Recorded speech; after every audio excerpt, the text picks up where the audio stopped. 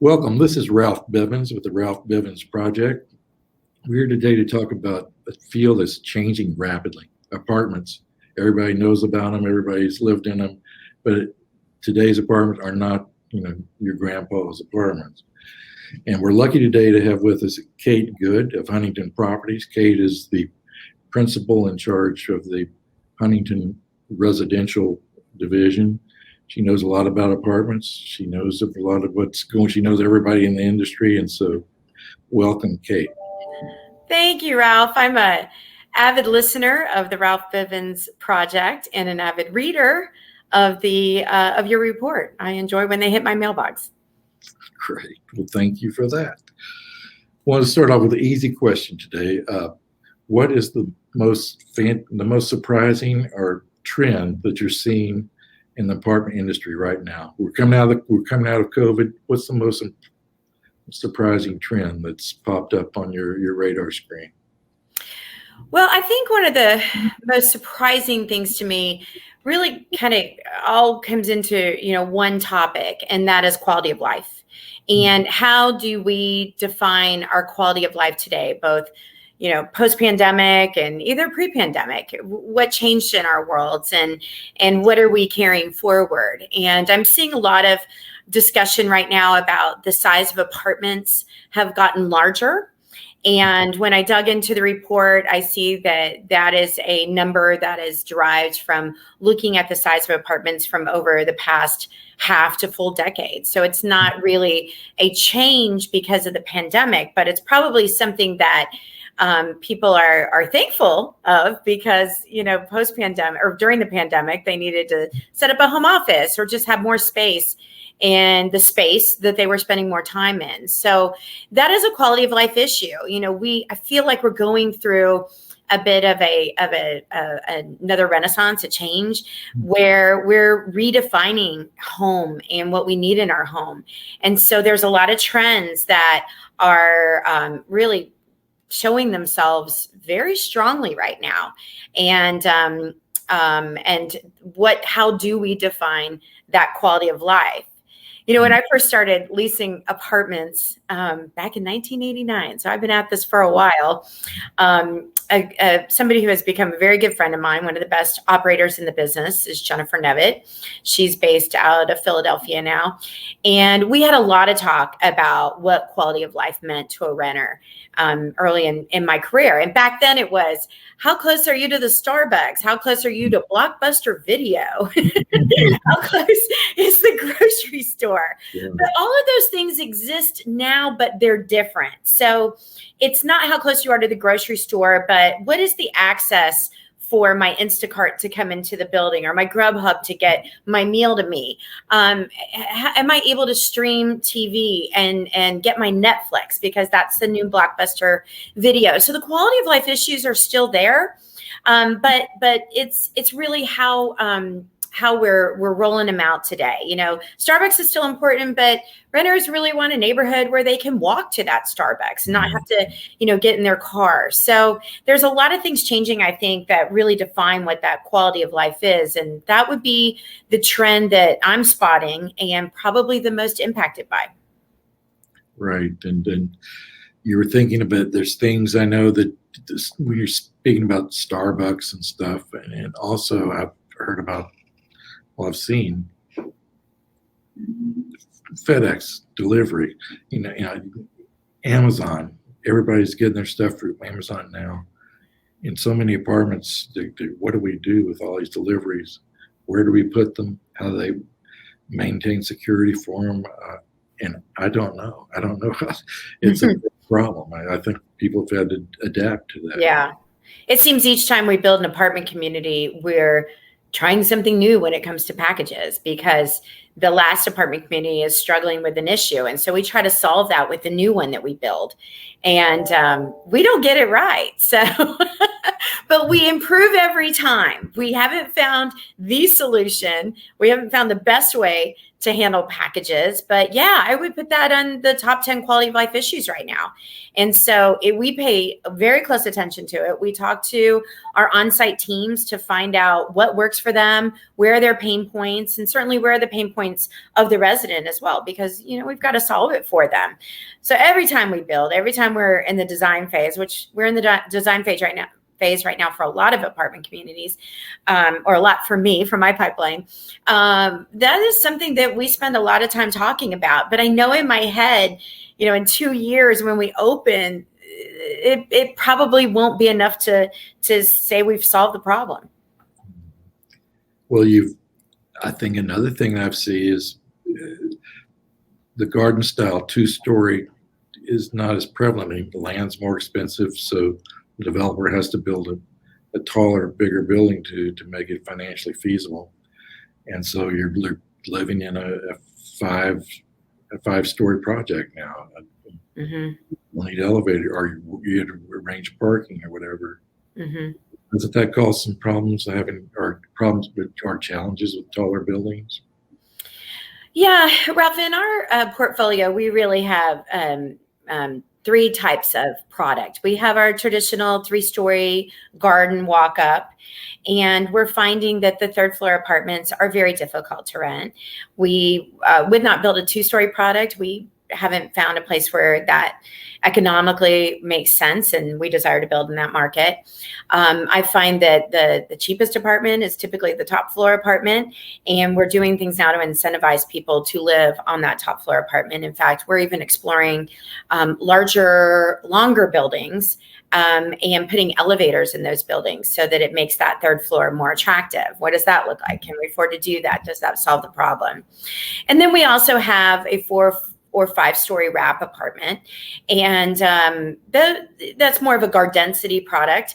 And parking is typically structured with some surface parking. And what's nice about the structured parking is that you can park on your level and access your apartment. So you're not walking up and downstairs or going into elevators if you don't want to do that. And then our 3rd type of product is a mixed-use micro project. And something we're real excited about. We're racing right now to get our first one open. And we've got retail on the ground floor and then a 100% micro apartment community on the upper floors. So floors 2 through 6 would be the apartments. And what's really great about that apartment community is I also have a 6-story parking deck. And so you can park on the floor that you live. So you can avoid elevators and stairs altogether. The micro unit, tell us about that. Well, I'll just back up and say, I am a developer because I was the leasing consultant, the leasing and marketing expert who always said, why do we build it that way? And I really had a strong desire, a strong inclination to want to get involved with the design of our products.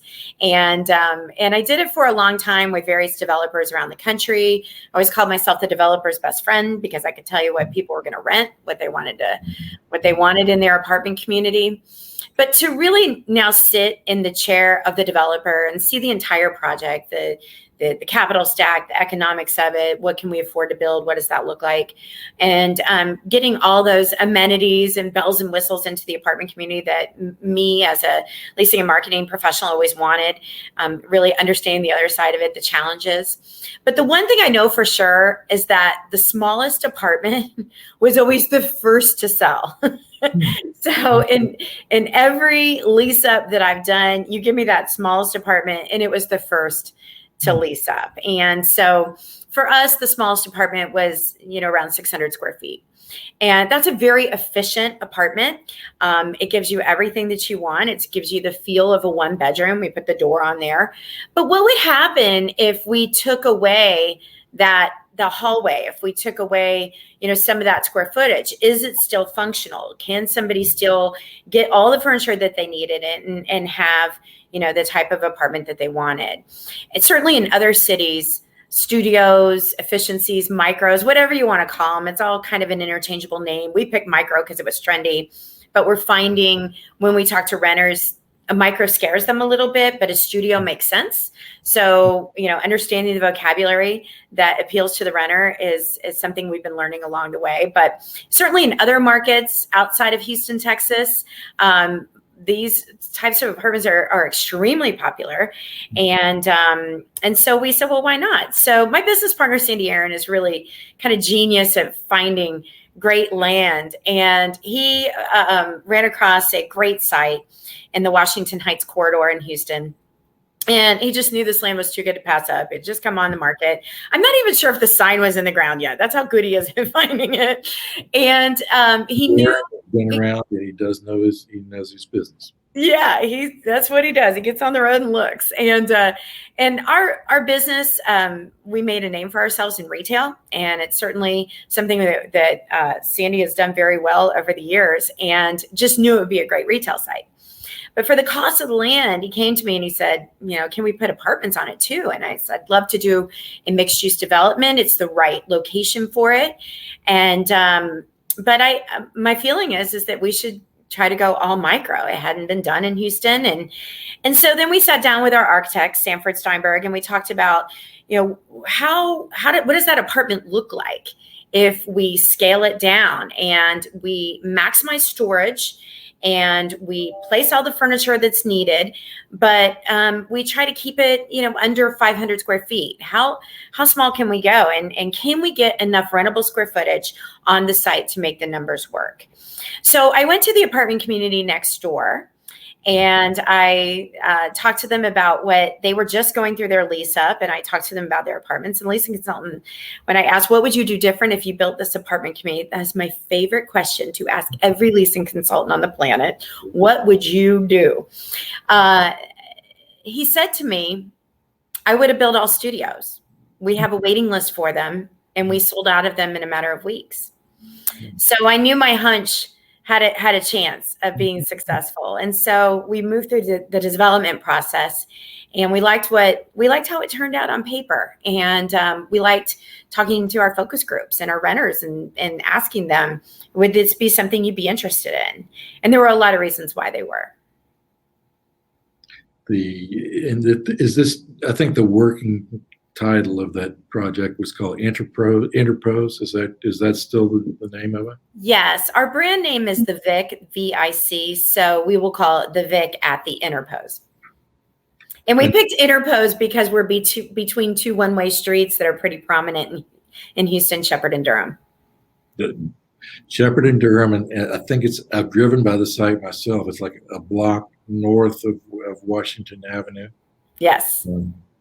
Which was a great place to pick. I don't know if you just saw the new report coming out of apartment data, and they were talking about what are the most popular as for terms of leasing up apartments.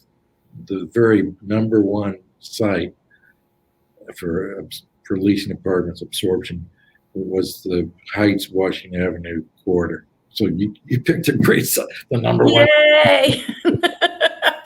We're leasing them up around there. And but yes, it's right there. And when does it open? How far along are you? Well, I'll tell you, it is a very busy submarket. So we're not the only ones that pick that market. But I do think we have position A in that market. We are right there at the epicenter of the Washington Heights corridor. And in the area, there are a lot of new apartment communities under construction. And I know for a fact that I'm not the only developer feeling the stress of the supply chain right now. It is difficult. It is very difficult to get the supplies and the subs timely and deliver on time. But we are on track to get our first COs the 1st of July. Okay. That's close. Yeah. Oh, that's next week. Well, I can hardly wait to come see it.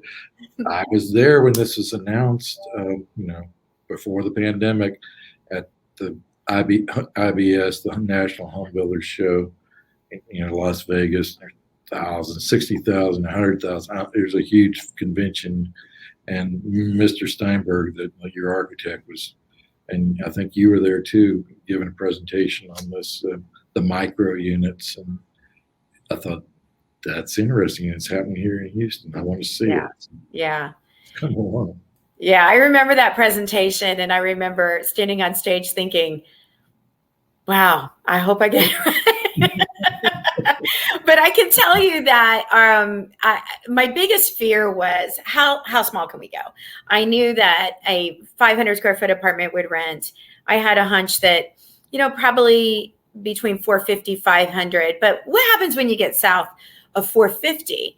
And we've got some right at that 400 square foot range, and they're darling. They're great apartments. They really have everything that you need in them. And but they're the ones that I was the most concerned about, and I do have quite a few of them. And I'm happy to say that our first lease was that 400 square foot apartment. We leased it for 50 cents per foot above our pro forma with no concessions. Fantastic. Yes, very happy. The market's there. Yes. People, and I think, the affordability is an issue. I believe that makes it so attractive. People try to find a place to live, and they're, maybe a student, they're on limited income, something, and it's really hard right now. I mean, you saw the Houston Association of Realtors put out their monthly totals, and the average home price is $350,000, up 30%.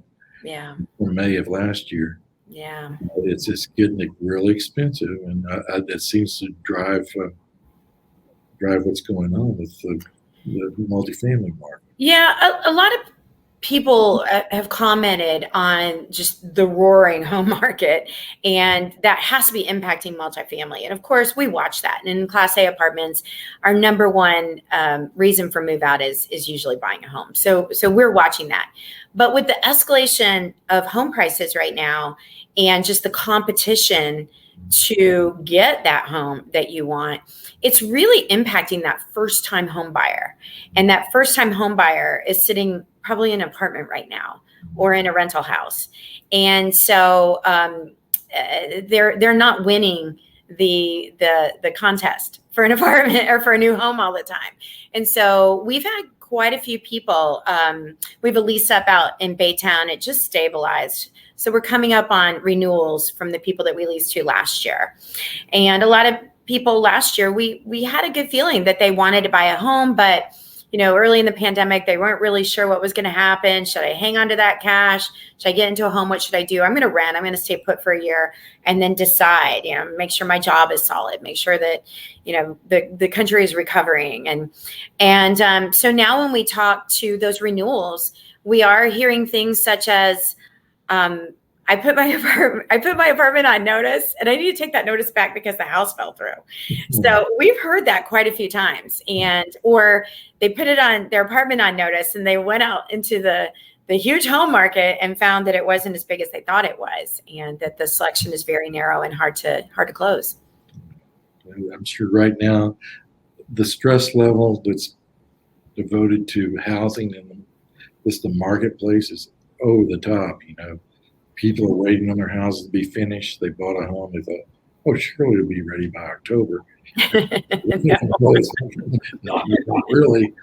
Yeah, they're renting apartments to solve that problem. And so now we're seeing a lot of short-term leases that, just really need to solve that problem.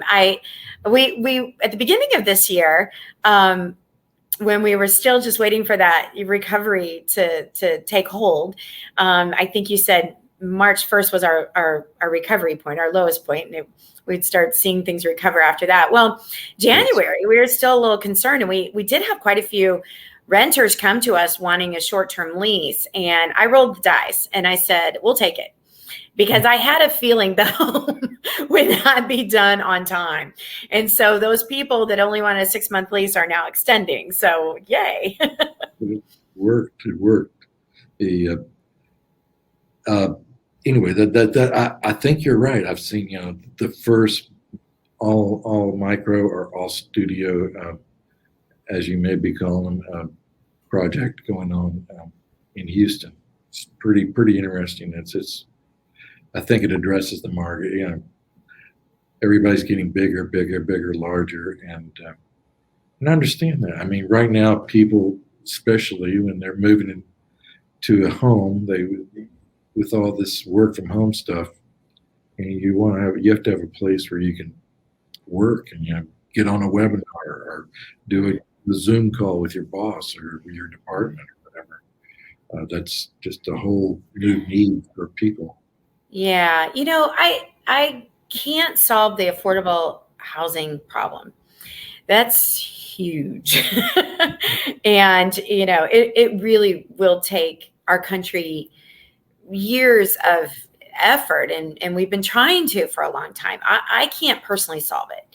But what I can do as a developer is to find ways to make the total housing bill that I'm going to pay every month as affordable as possible. And sometimes affordability really comes in terms of value too. Are we building enough value in that apartment so that we feel like it is affordable, meaning I want to spend the money to live here?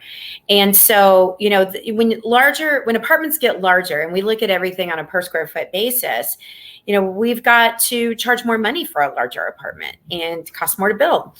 So I like to think of things as approachable housing. So I can't really build affordable housing right now, and probably wouldn't be on that track for the type of product that we're building. But if I look at it in terms of approachable, so I want to get my price per square foot in the right range. And then I want to look at every other cost that having an apartment puts on your back. Other costs such as parking, utilities, internet connection, television, having an office. If it's not in the apartment, it's hard to put that in a 400 square foot apartment, but we can put a spot for a nice desk with a good background for your Zoom. Or you can go down to the resident room where we've got individual areas, individual bays where you can set up and have some privacy. So if I'm thinking about all that and I make sure that that cost, when you add it all together, not just the cost for rent, but everything, if that is a good number, how do we reach it? So we looked at things like making bulk buys. It's, over $100 right now if you want high-speed internet access, streaming television, and then throw in your cell phone. That's another $50, $70. I look at my Verizon bill, it's crazy. And then on top of that, my internet connection and my streaming television, I cut the cord, but it doesn't look that much cheaper to me. So we looked at it and we said, well, what if we bulk buy that? And how much could we resell it to our residents for? And, just enough profit so that it's worth our time to manage it, because there is a bit of a management process there. And we found a really good program with Dish Fiber that enables us to buy that access and give our residents the strongest internet access they can have and their own network. And it's an instant on. So the moment you come to the apartment community, you get your login, you're instantly on, and so the convenience has some value in it too, that we made it really easy to set that up. And so that's a big savings. And we believe we're saving our residents anywhere from $50 to $75 to $100 a month on that. That's fantastic. I think you're looking for those ways to get those costs down. What about when you're building? Are there things you can do, new product types, that you can cut the cost of constructing a structure? I'm always looking for that. But the force is against me right now. With lumber going up 300%.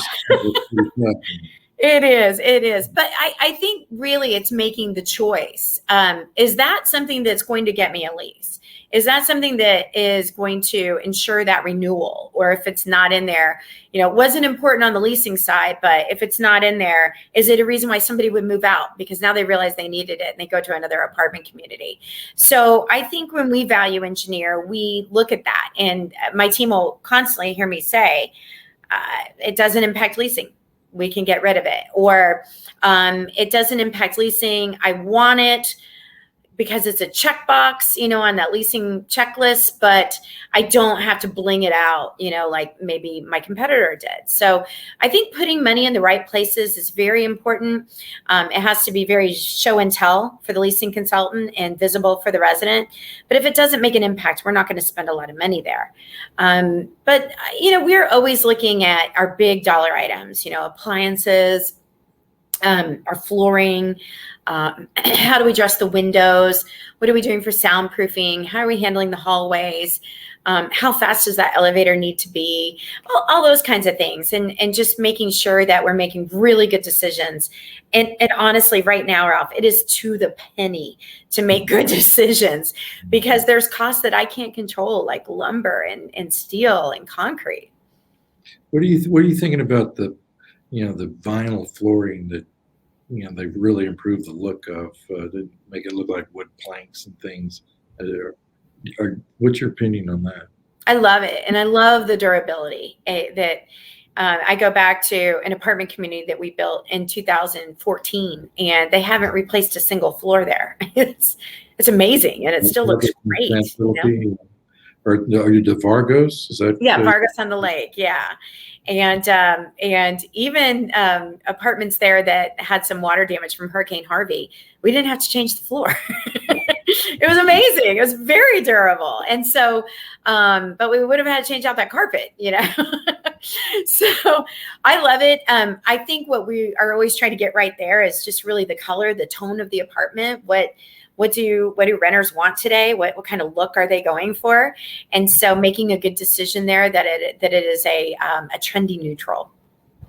Trendy neutral, yeah. That's for guys that haven't been here, that haven't lived here very long. Vargos was this, famous restaurant with grounds. It had a little lake and places where peacocks or something could hang out. And Huntington's transformed it into a first-class multifamily place to live, which seems like a great use.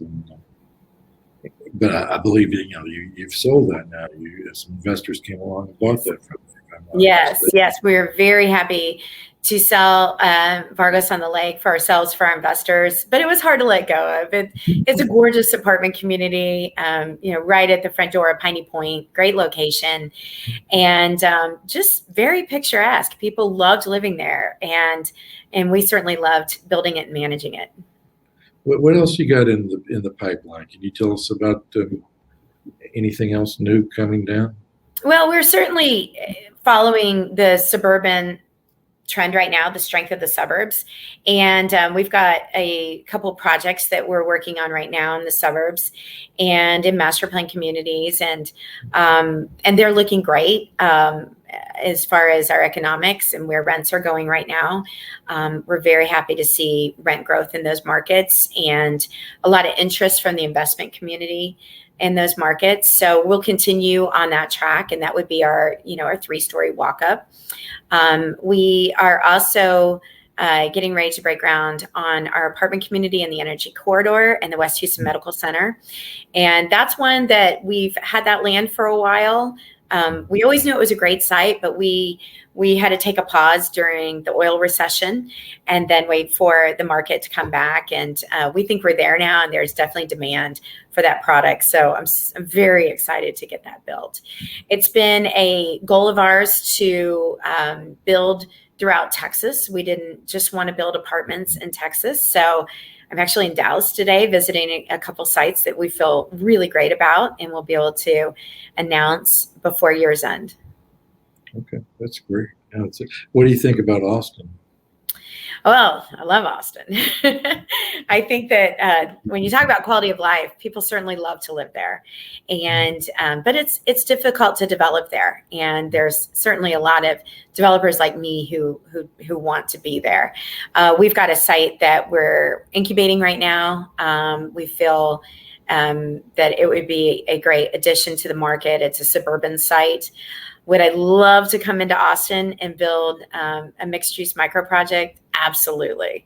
And so we're always on the hunt for that. And we've fought for some land and competed for some land in the area, and have yet to see something come through.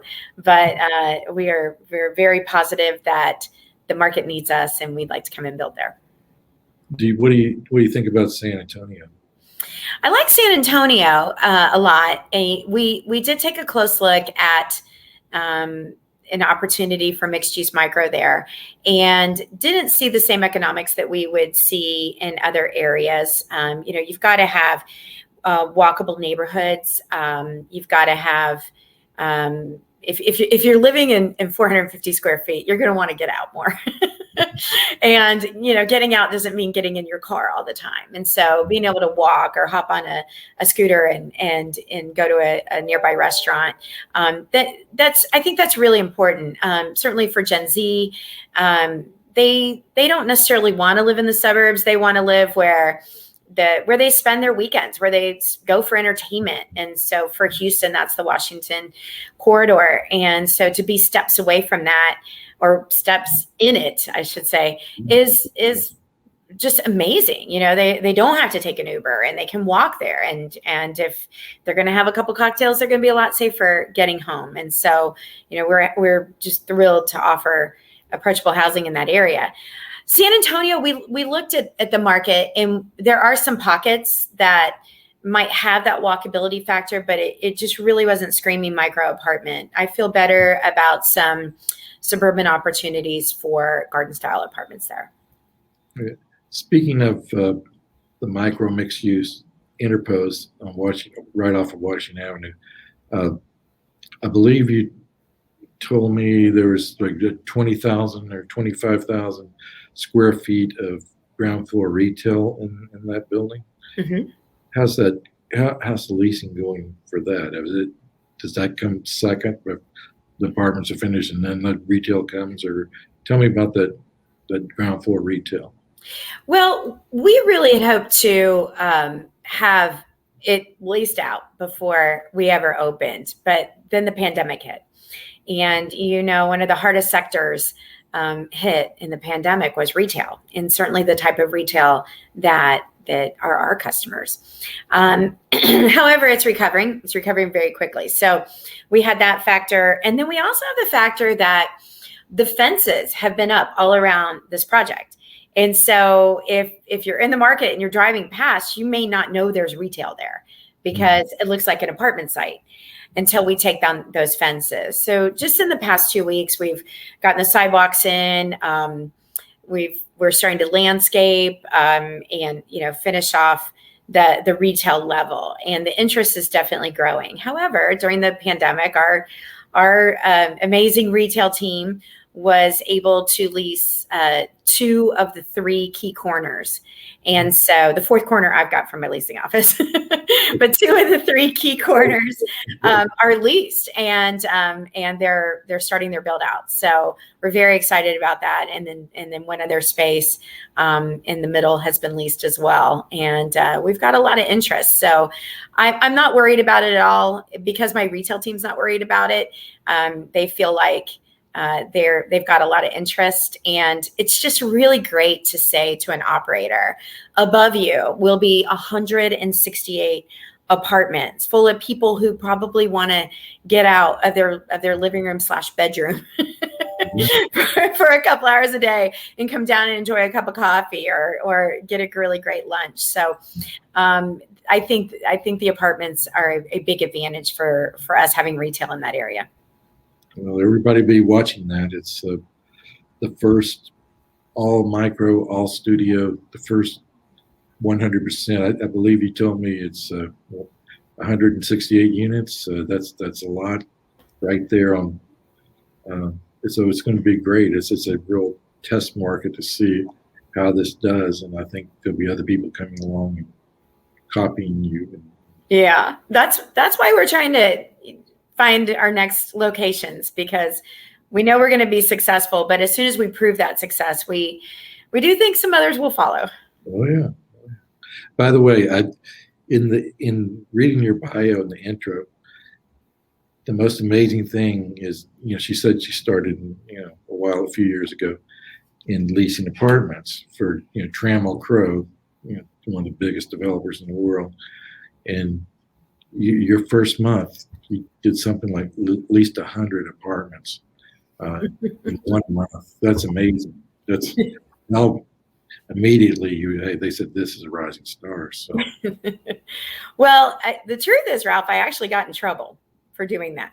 oh, what? So here's the backstory. I got 53 leases and 48 renewals in 1 month. And it wasn't my first month, but it was in my first year. And the property that I was working at was bond finance, which basically means a lot of paperwork. And my files got audited. And as you can imagine, the bonus check for that type of production that month would have been pretty big, and especially big for me at 19 years old. And they held my bonus check because my files were not perfect. And so I could not let that happen again. And I'm at the time really wasn't focused on the paperwork. I was focused on leasing. I was focused on that bonus check. And so I hired a temp to come into the office and do my paperwork for me. And the property manager came in that day and sees this new person sitting at my desk and said, "Who are you?" And she said her name. And he said, "Well, what do you do here?" And she said, "Well, I work for Kate." And he said, "Nobody works for Kate. Kate's leasing and selling." And I was out leasing an apartment, and thank goodness I got the lease. And I got back to the apartment community or the leasing office, and the manager immediately pulls me in his office and he said, "I don't know whether to fire you or promote you. I don't know what to do with you." And I explained the reason. I said, I just need help with all this paperwork. It is a lot of paperwork. And he went to a meeting that afternoon with the regional manager and kind of talked about what happened. And he wasn't bragging about me whatsoever. But when every manager said, "I'll take her," he knew he should figure out a way to accommodate me. And yeah, I mean, the rest is kind of history. I always loved leasing apartments, and I was really good at it. And now to be able to build those apartments, and nothing brings me more joy than being in an apartment community in the evening or on a Saturday and see people enjoying their balcony or being able to look in a little bit through the window and see them cooking dinner for their family or enjoying the pool, the beer garden, walking their dogs, meeting neighbors, posting pictures of their first child and bringing it home to this apartment community that we built. I know that for the rest of their lives, they're always going to remember that apartment where they brought their child home to. So we're the maker of memories, and it's an honor to be in the housing industry. Yeah, that's right. Shelter places create memories. They love their families. They're there, and those memories will be there forever. And what you're building right now will be standing after we're gone. So you, Yeah. you have a big responsibility in what you do, and you're obviously really good at it. And I appreciate you coming and being on our show and everything so very much. So thanks, Kate. Kate Good of Huntington Properties, and we'll be watching to see how the micro project, the Interpros there on Washington, White off of Washington goes, and maybe you can come back and we can do a follow-up and talk about that again. Well, I certainly hope that this edition of the Ralph Bivins project ages very well. And I would be happy to come back and do a lessons learned. Fantastic. Thank you, Kate. Thank you.